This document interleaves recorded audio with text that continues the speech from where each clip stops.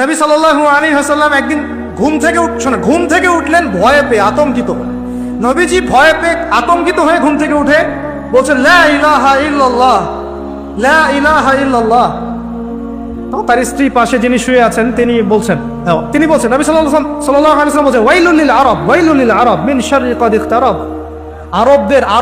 আরব জাতির জন্য ধ্বংস, আরব জাতির জন্য ধ্বংস। কি ভয়ঙ্কর ফিতনা ধেয়ে আসছে ওদের দিকে, কি ভয়ঙ্কর ফিতনা ধেয়ে আসছে। এবং তিনি হাতের ইশারা করে দেখালেন এইভাবে যে আজকে, নবীজি বলছেন 1400 বছর আগের কথা, 1445 বছর আগের কথা, 1445 বছর আগে নবীজি বলেছেন আজকে, ওই সময় আজকে ইয়াজুজ আর মাজুজের যে দেয়ালের কথা মনে আছে?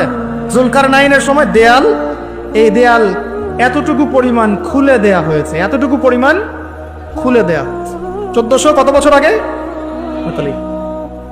তখন তার স্ত্রী বলছেন, আনুহলিক ওয়াফিনা সালিহিন, আনুহলিক ওয়াফিনা সালিহিন ইয়া রাসূলুল্লাহ, আমাদের মধ্যে ভালো মানুষরা থাকা সত্ত্বেও কি আমরা ধ্বংস হয়ে যাব?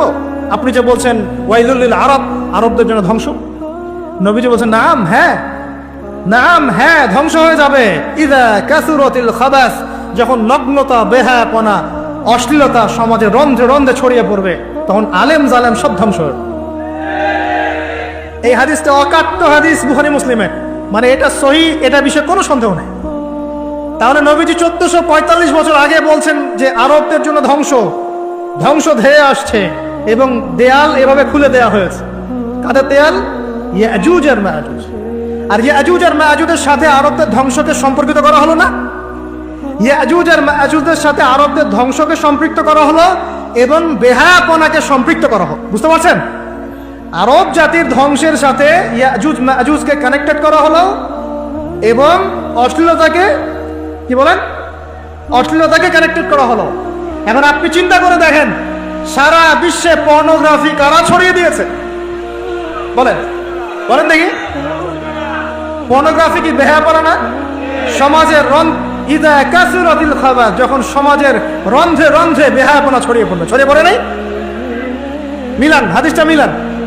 সমাজের এই মেয়েদের, এই যে ফ্যামিলিস্ট রেভলিউশন কারা ছড়িয়ে দিয়েছে? ওরা। সমাজে মেয়ে ছেলে একসাথে চলবে একই পোশাকে, কারা ছড়িয়ে দিয়েছে? সমাজে মেয়েদের বেপর্দায় চলার এই সংস্কৃতি কারা ছড়িয়ে দিয়েছে? মাদক আর সুদের সংস্কৃতি কারা ছড়িয়ে দিয়েছে? সবচেয়ে বড় কথা, ফ্রি সেক্স, ওপেন সেক্স, জিনা, ব্যভিচার, পর্নোগ্রাফি, এগুলো কারা ছড়িয়ে দিয়েছে? এটাই ওই যে খুলে দেয়া হয়েছে। এটা আমার ব্যাখ্যা, এটা আমার বুঝ। পৃথিবীর এমন কোন রাষ্ট্র বাকি রাখে নাই তারা এগুলো ছড়াতে, এমন কোন রাষ্ট্র বাকি নেই। তাহলে সব জায়গায় ছড়িয়ে পড়বে না ইয়াজুজ মাজুজের ফিতনা? ছড়িয়ে পড়েছে। আল্লাহ পাক আমাদেরকে এই পশ্চিমা গোলকধাঁধা থেকে হেফাজত করুন। আমিন। আমাদের সংস্কৃতি নিয়ে আমরা বুক ফুলায় বাঁচবো ইনশাআল্লাহ, আমাদের সংস্কৃতি নিয়ে আমরা চলবো ইনশাআল্লাহ। আমাদের কোরআন আছে, হাদিস আছে, আমাদের নবী আছেন, আমাদের সাহাবীরা আছেন, আমাদের দ্বীন আছে ইনশাআল্লাহ। আমাদের অন্য কাউকে প্রয়োজন আছে? এই যে প্রযুক্তিগত কথাগুলো বললাম, একটু মাথা খাটান, এগুলো আমরাই তৈরি করতে পারবো ইনশাআল্লাহ। সব ঢেলে সাজানো যাবে ইনশাআল্লাহ তাআলা। আল্লাহ পাক আমাদেরকে বোঝার তৌফিক দান করুন। নামাজ শিখতে পারেন নাই, ওযু শিখতে পারেন নাই, এখন এই ভাইকে কি করবেন? এই ভাইকে ইসলামিক কিছু ডিপ্লোমা কোর্সের আওতায় আনতে হবে, এনে অফলাইন বা অনলাইনে শিক্ষা দিয়ে তাকেও মানুষ করে গড়ে তুলতে হবে। এই তো যদি আমরা চিন্তা করি, আমরা চিন্তা করতে হবে আমাদেরকে জাতি নিয়ে, বড় বড় কথা বললে হবে না তো। যুব সমাজের এখন যে অবস্থা, আপনি সামনে একটা ভয়ঙ্কর বিকলাঙ্গ যুব সমাজ দেখতে পারবেন। মস্তিষ্ক বিকৃত হয়ে গেছে এদের মোবাইল ফোন দিয়ে। মোবাইল ফোন, পর্নোগ্রাফি, মেয়েদের ফিতনা, হারাম অ্যাফেয়ার্স, মাদক, জুয়া, টিকটক, এই করতে করতে এদের মস্তিষ্কর সুস্থতা নষ্ট হয়ে গেছে। আল্লাহর কসম করে বলছি, এরা সুস্থ না। একটা চিত্র খুব কমন দেখতে পারবেন, 10টা-20টা ছেলে গোল হয়ে বসে আছে ফোন নিয়ে, সবার মনোযোগ নিচের দিকে। ওয়ার্ল্ডে কি হচ্ছে, আসমানে কি হচ্ছে, জমিনে কি হচ্ছে, কোথায় মুসলিমদের উপর বোম পড়লো, কোনো ফিকিরই নাই ওর।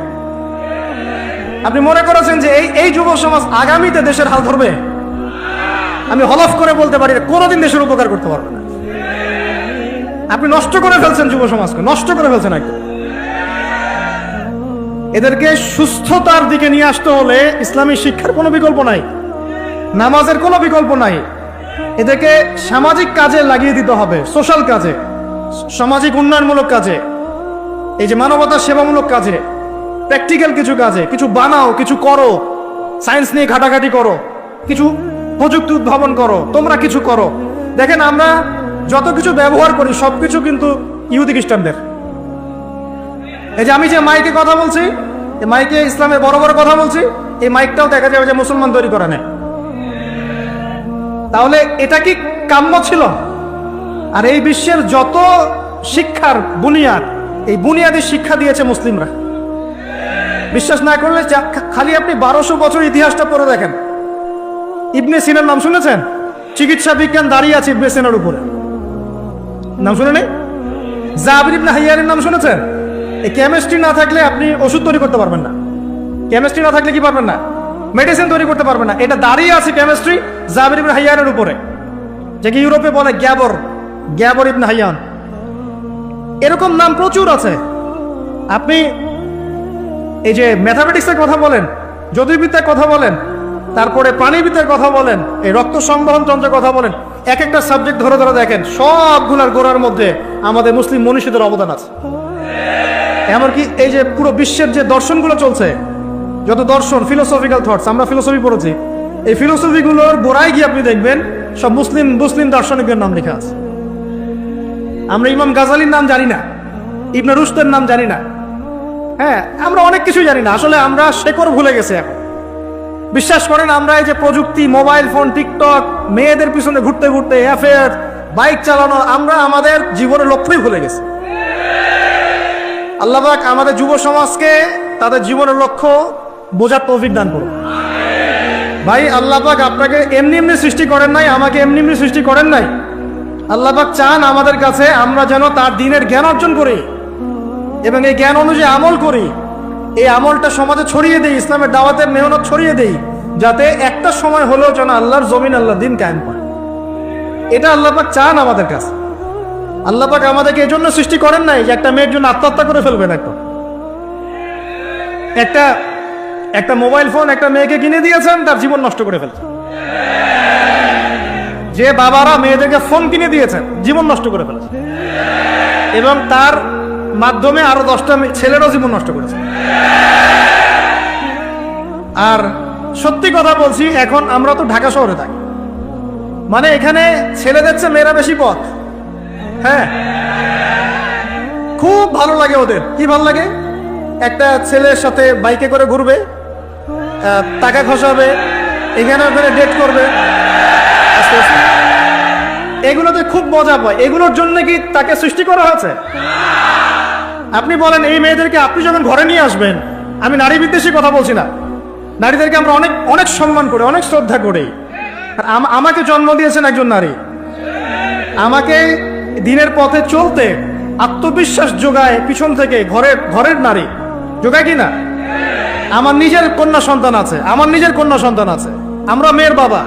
কিন্তু এখন যে টিকটক জেনারেশন মেয়েদেরকে আপনি তৈরি করছেন, ফোন হাতে তুলে দিয়ে ডেটিং করছে, বাইকের পিছনে ছেলের সাথে ঘুরছে, এখানে ওখানে ফ্রি ওপেন সেক্স করছে, কোনোদিন ধর্ষণের শিকার হচ্ছে, এই মেয়েদেরকে ঘরে নিয়ে আসার পরে এদের গর্ভ থেকে কি আপনি ইসমাইলের মতো সন্তান পাবেন?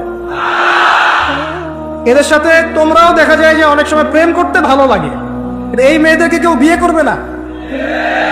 এ ধরনের নারীদের সাথে মানুষ প্রেম করতে মজা পায়, কেউ সম্মান করে বিয়ে করতে চায় না।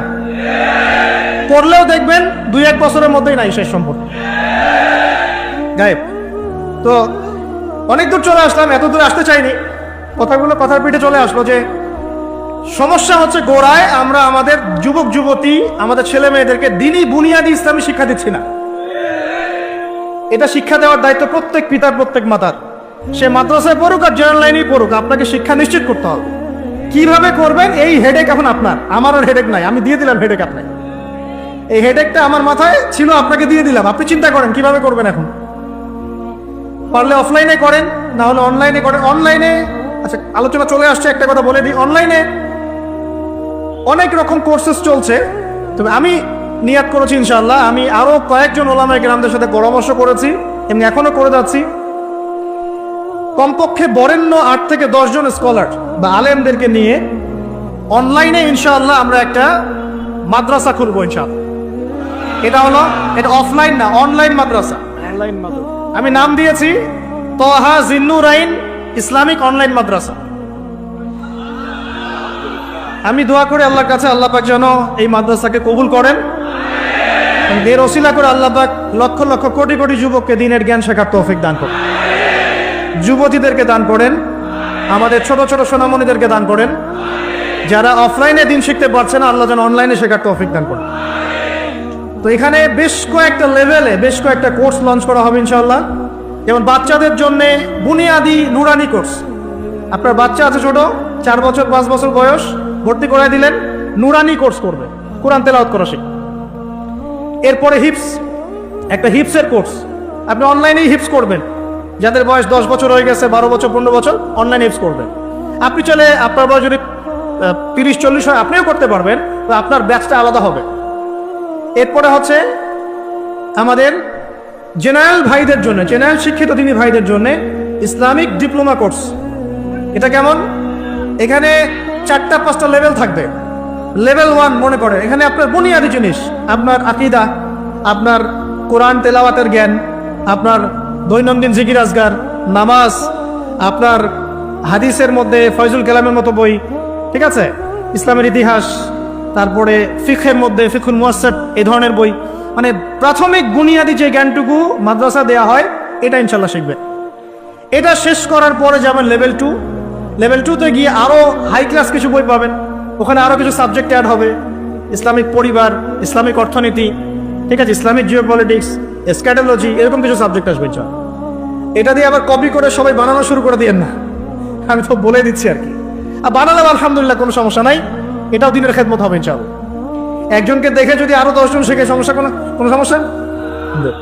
এভাবে লেভেল 3তে গিয়ে আপনি মাদ্রাসায় যেগুলো নাহু, হেদায়েতুন নাহু, হেদায়া কুদুরে, এই ধরনের বইগুলো পড়ানো হয়, এগুলো শিখবেন ইনশাআল্লাহ। শেষ লেভেলে গিয়ে আপনি জালালাইনের মতো তাফসীর শিখবেন ইনশাআল্লাহ। মানে একজন মৌলানা সাহেব বলতে বোঝাচ্ছি, আমি তো আপনাকে ফকিহ বা মুফতি বা মুহাদ্দিস এরকম লেভেলের কথা বলছি। একজন আলেম, একজন জাননেওয়ালা, বুঝওয়ালা মানুষ যতটুকু দিনের জ্ঞান অর্জন করেন, ইনশাআল্লাহ এই জ্ঞানটুকু আপনি লেভেল 1, 2, 3, 4, 5 এভাবে আপনি অর্জন করবেন ইনশাআল্লাহ। এভাবে যদি আমরা পুরো বাংলা ভাষাভাষীদের মধ্যে, পুরো ওয়ার্ল্ড ওয়াইড এটাকে ছড়াতে পারি, ইনশাআল্লাহ আগামী 5 বছরের মধ্যে আমরা আশাবাদী কমপক্ষে 1 লক্ষ মানুষ তো দিন শিখবেন ইনশাআল্লাহ। আল্লাহ পাক আমাদেরকে তৌফিক দান করুন। এবং এগুলো হবে খুব স্বল্প মেয়াদী, 6 মাস, 4 মাস, 6 মাস এরকম কোর্স, যাতে আপনি বিরক্ত না হন। কারণ আমি অভিজ্ঞতা থেকে দেখেছি 1 বছরের কোর্স মানুষ করতে চায় না। দিনী বোনদের জন্য কোর্স থাকবে, এবং দিনী বোনদের ক্লাস নেবেন মহিলা টিচাররা ইনশাআল্লাহ। দিনী বোনদের ক্লাস নেবেন মহিলা টিচাররা ইনশাআল্লাহ। যদি কেউ প্যারেন্টিং নিয়ে কোর্স করতে চান, প্যারেন্টিং কোর্স থাকবে, সন্তান প্রতিপালন। যদি কেউ পরিবার নিয়ে কোর্স করতে চান, ফ্যামিলি ডেভেলপমেন্ট কোর্স থাকবে। ইসলামিক ইকোনমিক্স নিয়ে কোর্স করতে চান, ইসলামিক ইকোনমিক্সের কোর্স থাকবে। ইসলামিক ফাইন্যান্স শিখতে চান, সেটা থাকবে ইনশাআল্লাহ। এক একটা ডিপার্টমেন্টে এক একটা কোর্স নিয়ে আমরা এই মাদ্রাসা লঞ্চ করবো ইনশাআল্লাহ তাআলা। ইনশাআল্লাহ আল্লাহ পাক এটাকে কবুল করুন, আমিন। আমিন। এবং এর পাশাপাশি এই সিলেবাসগুলো আমি নিয়াত করেছি উন্মুক্ত করে দিব। যে কোনো প্রতিষ্ঠান, দিনী প্রতিষ্ঠান, সেটা হোক ইসলামিক স্কুল বা ইসলামিক কলেজ বা মাদ্রাসা, তারা যদি এই কোর্সগুলো করতে চায়, করাতে চায়, সিলেবাস নিয়ে তারা লঞ্চ করতে চায়, ইনশাআল্লাহ তাদের জন্য উন্মুক্ত করে দেওয়া হবে ইনশাআল্লাহ, যাতে করে সারা দেশের বিভিন্ন জায়গায় কোর্সগুলো ছড়িয়ে পড়ে। আমি জ্ঞানতাত্ত্বিক কথা এজন্য বললাম বেশি করে, প্রথম ফরজ আপনার উপরে ইকরা বিসমি রাব্বিকাল্লাযী খালাক। এখন চিন্তা করেন, হেরা গুহায় নবী সাল্লাল্লাহু আলাইহি ওয়াসাল্লাম বসে আছেন, জিবরাইল আলাইহিস সালাম এসে তার সামনে প্রথম যে আয়াতটা ওহী করলেন, সেই আয়াতটা নামাজের আয়াত ছিল না, সে একটা যাকাতের আয়াত ছিল না, সেই আয়াতটা রোজা রাখো আয়াত ছিল না, এমনকি মূর্তি পূজা করো না এমনও ছিল না। কি ছিল ভাই? ইকরা, আপনি পড়ুন, আপনি পড়ুন, হে নবী আপনি পড়ুন। নবীজি কিন্তু পড়তে জানতেন না, আপনারা জানেন কি? নবী সাল্লাল্লাহু আলাইহি ওয়াসাল্লাম কিন্তু লিখতে পড়তে জানতেন না। আল্লাহ পাক এমন একজন মানুষকে সুবহানাল্লাহ শেষ নবী করেছেন, যিনি লিখতে জানতেন না, পড়তে জানতেন না, যাতে কাফেররা এই অপবাদ দিতে না পারে তুমি আগের কিতাবগুলো থেকে দেখে দেখে লিখে নিয়ে আসছো। সুবহানাল্লাহ, আল্লাহু আকবার। তো নবী সাল্লাল্লাহু আলাইহি ওয়াসাল্লাম বলেন, মা নবী ক্বারি, আমি তো পড়তে জানি না। তিনি কি বলছেন? সহিহ বুখারী খুলে দেখেন দ্বিতীয় হাদিসটা, মা নাবি করি, আমি তো পড়তে জানি না। তারপরেও জিবরাইল আলাইহিস সালাম বলছেন ইকরা, আপনি পড়ুন, বিসমি রাব্বিকাল্লাযী খালাক, আপনার রবের নামে যিনি আপনাকে সৃষ্টি করেছেন। সুবহানাল্লাহ। সর্বপ্রথম এই জ্ঞানতাত্ত্বিক বিপ্লব হয়েছে মক্কার মাটিতে, তখনই আবু বকর, ওমর, ওসমান, আলীর মতো সাহাবী তৈরি হয়েছে। জ্ঞান ছাড়া শুধু বড় বড় কথা দিয়ে আর জ্ঞানহীন আমল দিয়েও কোনো কাজ নাই। জ্ঞানহীন আমল দিয়ে কিন্তু খুব একটা কাজ হয় না।